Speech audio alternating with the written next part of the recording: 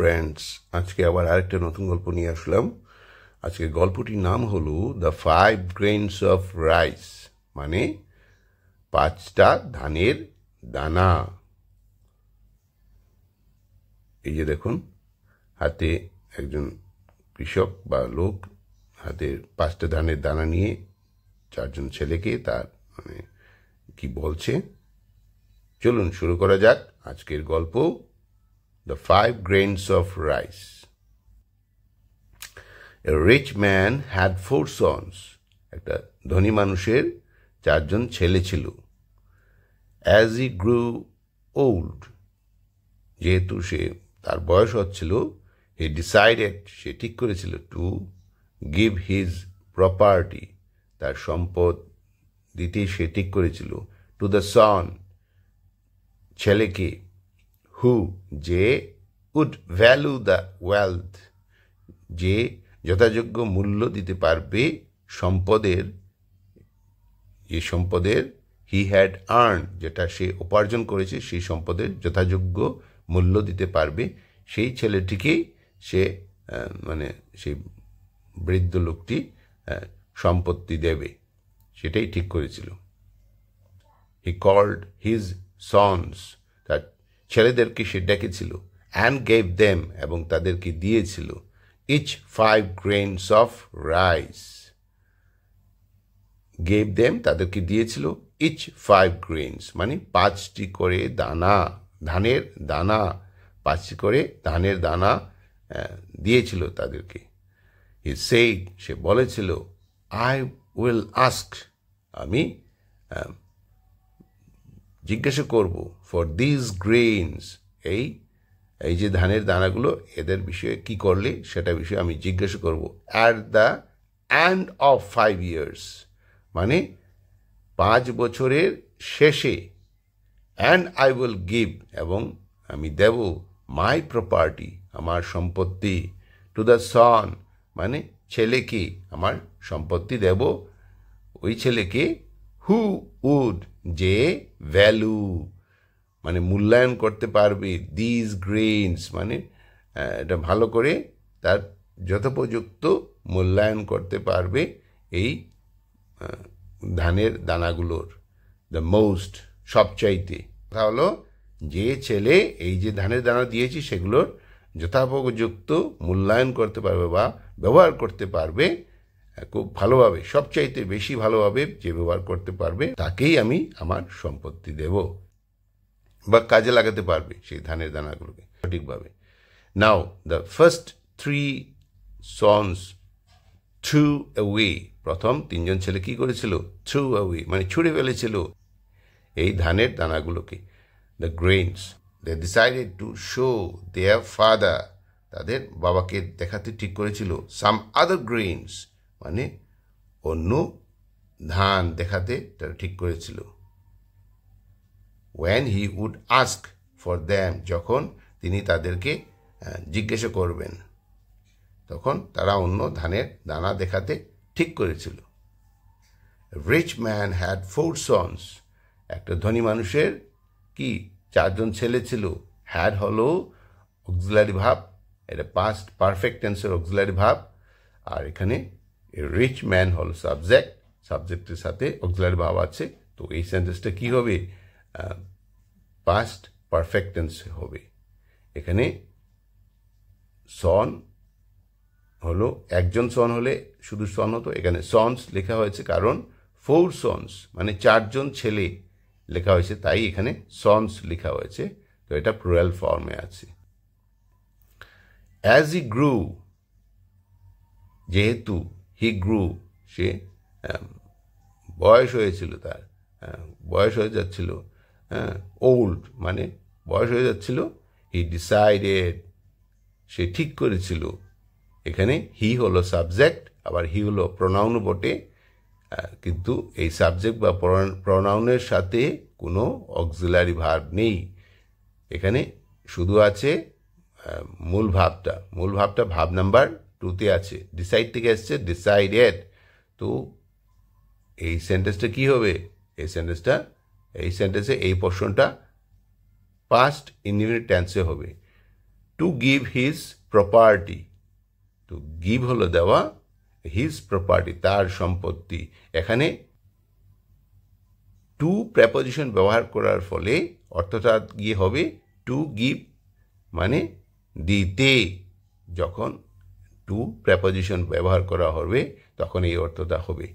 His property to the son, এখানে আবার সেই টু যখন ব্যবহার করা হয়েছে, কাউকে দিতে গেলে টু ব্যবহার করতে হয়, টু প্রেপোজিশন ব্যবহার করতে হয়।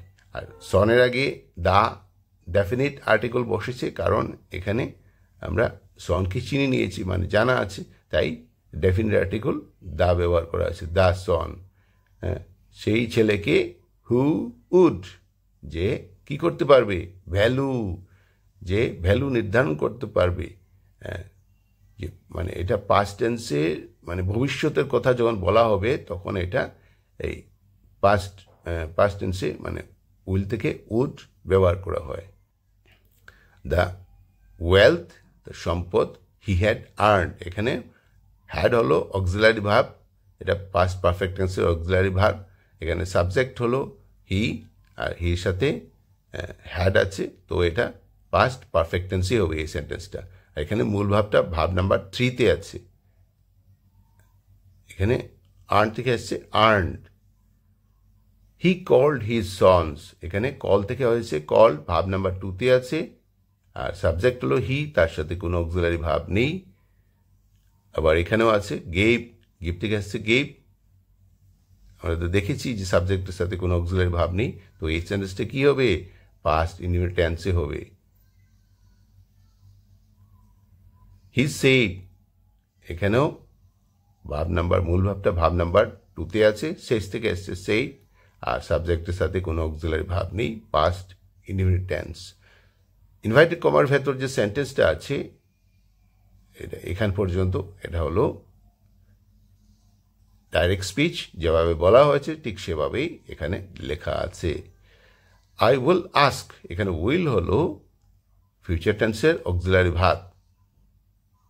তো এই সেন্টেন্সটি কি হবে, এই সেন্টেন্সের এই পোর্শনটা ফিউচার ইনডিফিনিট টেন্সে হবে। এখানে আই হলো সাবজেক্ট, এটা প্রোনাউনও বটে, তার সাথে উইল বসেছে। ফর দিজ গ্রেইনস, এখানে ফর হলো প্রেপোজিশন, আর মানে দিজ গ্রেইনস, এখানে দিজ গ্রেইনসগুলো প্লুরাল ফর্ম হওয়ায় তো এখানে দিজ বসেছে। দিজ হলো এইগুলো, এইগুলো এই ধানের দানাগুলো। তো ফর হলো জন্য, এই ধানের দানাগুলোর জন্য। At the end of 5 years, at the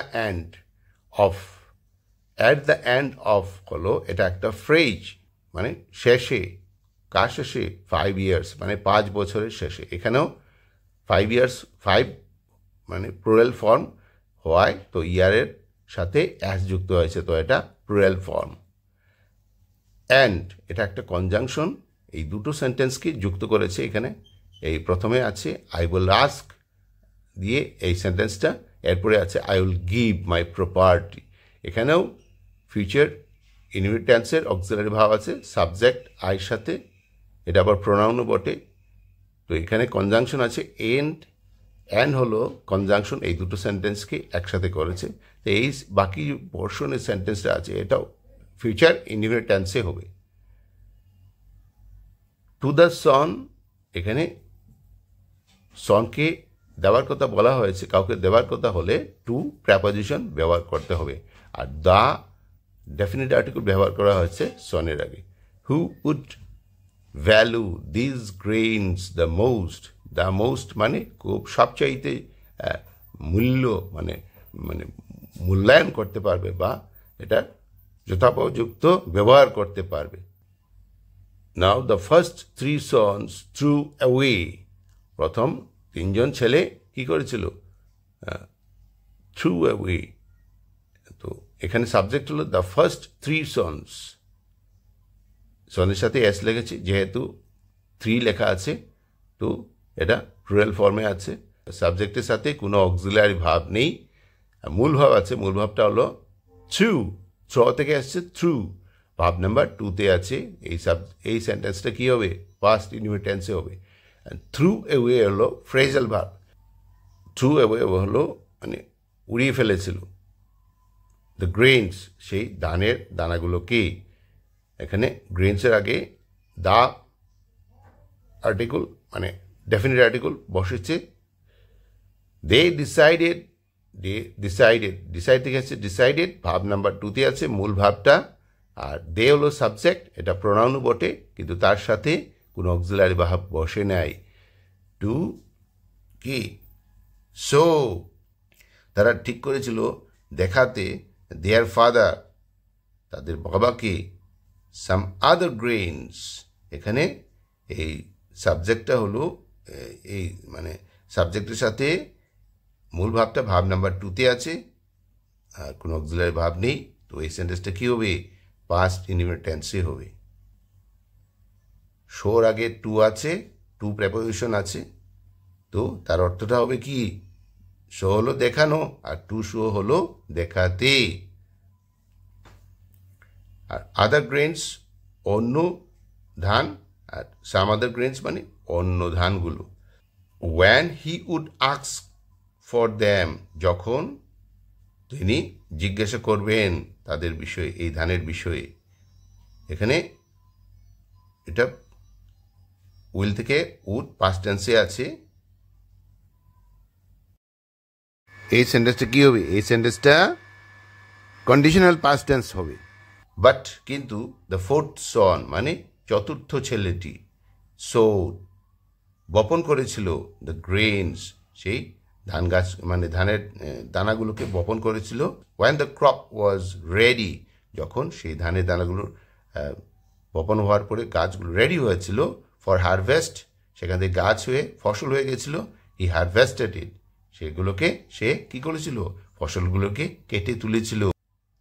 letter পরে, হি শোড, সে আবার বপন করেছিল পরে, মোর গ্রেনস, এই ধানের গাছগুলো থেকে, সেই ধানের দানাগুলো থেকে গাছ হয়েছিল, সেটা সেই ফসলগুলোকে সে তুলেছিল এবং সেই গাছগুলো থেকে যেগুলো ধান হয়েছিল সে বপন করেছিল, আরও ধানের বপন করেছিল এবং কি করেছিল, harvested ones, from the harvested ones, সেই ধানগুলো থেকে সে আবার ফসল বপন করেছিল এবং সেগুলো থেকে আরও ফসল হয়েছিল। উইদিন এ শর্ট স্পান, কম সময়ের মধ্যে হি বিকেম ভেরি রিচ, সে কি হয়েছিল, সে ধনী হয়ে গেছিল। দে ডিসাইডেড, এটা তো বলেছি।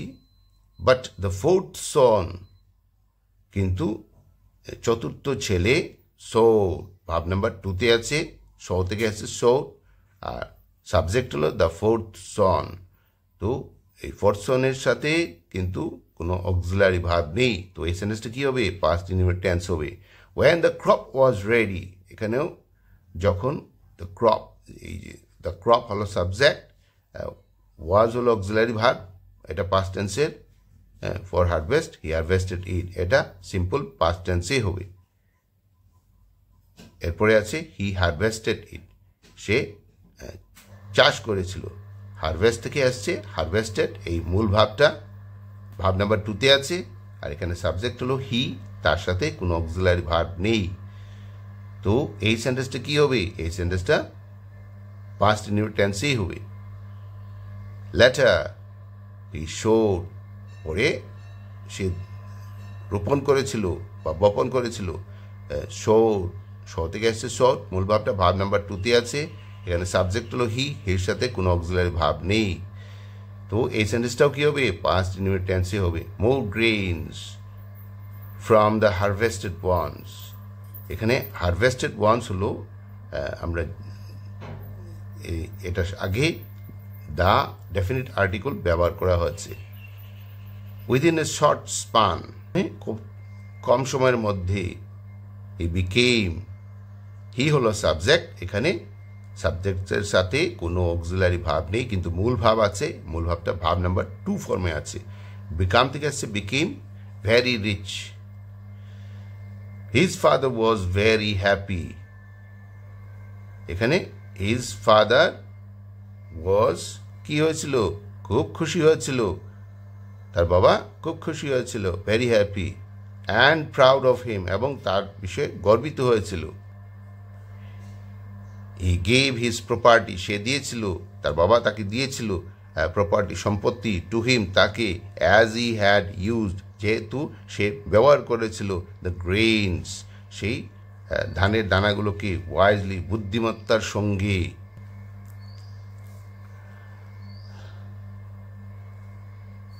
Within a short span he became, এখানে হি হলো সাবজেক্ট, বিকাম থেকে আসছে বিকেম, ভাব নাম্বার 2-তে আছে। সাবজেক্টটা কি, এই সেন্টেন্সটা কি হবে? এই সেন্টেন্সটা পাস্ট ইনডিফিনিট টেন্সে হবে। His father was very happy, তার বাবা খুব খুশি হয়েছিল। এখানে ওয়াজ হলো অক্সিলারি ভার্ব, আর সাবজেক্ট হলো হিজ ফাদার। তো হিজ ফাদারের সঙ্গে অক্সিলারি ভার্ব ওয়াজ বসেছে, এটা পাস্ট টেন্সের অক্সিলারি ভার্ব। তো এটা, এই সেন্টেন্সটা কি হবে? সিম্পল পাস্ট টেন্সে হবে। হি গেভ হিজ প্রপার্টি, সে দিয়েছিল তার সম্পত্তি। গিভ থেকে আসছে গেভ, এটা মূল ভাব, ভাব নাম্বার 2-তে আছে। এখানে সাবজেক্ট হলো হি, এটা আবার প্রোনাউন বটে, এটা আবার প্রোনাউনও বটে, তার সাথে কিন্তু কোনো অক্সিলারি ভাব নেই। তো এই সেন্টেন্সটা কি হবে? এই সেন্টেন্সের এই পোর্শনটা পাস্ট ইনডিফিনিট টেন্সে হবে। প্রপার্টি টু হিম, হিম হলো তাকে, হিম হলো তার, আর টু হিম হলো তাহাকে। টু প্রেপোজিশন বসানোর পর এইভাবে অর্থটা হবে, বা কাউকে দিতে গেলে টু প্রেপোজিশন এইভাবে লিখতে হয়, এইভাবে ব্যবহার করতে হয়। এখানে অ্যাজ আছে, অ্যাজ হলো এটা একটা কনজাংশন। এই দুটো সেন্টেন্স আছে, এখানে দুটো সেন্টেন্সকে একটা সেন্টেন্সে পরিণত করেছে, মানে যুক্ত করেছে। এখানে he gave his property to him হলো এক পোর্শন, আর আরেক পোর্শন হলো অ্যাজ, যেহেতু he had use the grains wisely, যেহেতু সে ব্যবহার করেছিল কি, ধানের দানাগুলোকে বুদ্ধিমত্তার সঙ্গে। তো দুটো সেন্টেন্সকে যুক্ত করেছে এই অ্যাজ কনজাংশন। অ্যাজ হলো যেহেতু, আর হি হ্যাড, হ্যাড হলো অক্সিলারি ভার্ব পাস্ট পারফেক্ট টেন্সের, আর সাবজেক্ট হলো হি, এটা প্রোনাউনও বটে। হ্যাঁ, তো এই সেন্টেন্সটা কী হবে? এখানে মূল ভাবটা ভাব নাম্বার 3-তে আছে, ইউজ থেকে আসছে ইউজড। তো এই সেন্টেন্সটা কী হবে? এই সেন্টেন্সটা পাস্ট পারফেক্ট টেন্সে হবে। গল্পের মডেলটা হলো make the most of what you have, যা কিছু তোমার কাছে আছে তার সঠিক ব্যবহার করো। তো আজকের এই গল্পটা রিডিং কেমন লাগলো? যদি ভালো লাগে তাহলে সাবস্ক্রাইব করবেন, লাইক বাটন প্রেস করবেন এবং বেল আইকন প্রেস করবেন। দেখুন, যদি গল্পটা ভালো লাগে তাহলে পুরো গল্পটা দেখুন। দেখুন, অনেক কষ্ট করে ভিডিও বানানো হয়। Thanks for watching, bye bye.